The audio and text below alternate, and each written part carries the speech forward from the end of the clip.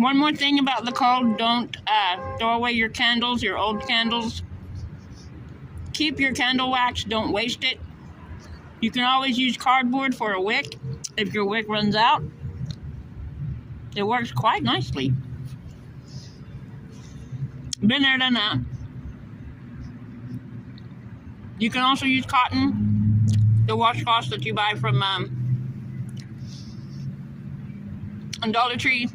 They're made completely out of cotton and makes an excellent wick.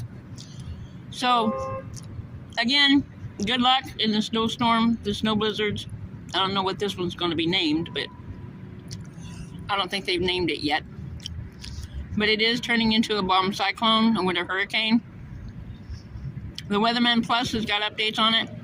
So if you want to subscribe to him, that would be nice. I'm quite sure he'd like it. They're excellent meteorologists. And I give them a thumbs up. I give them a 10. Again, Tammy Sue stuff will be my birth rights by identification card only.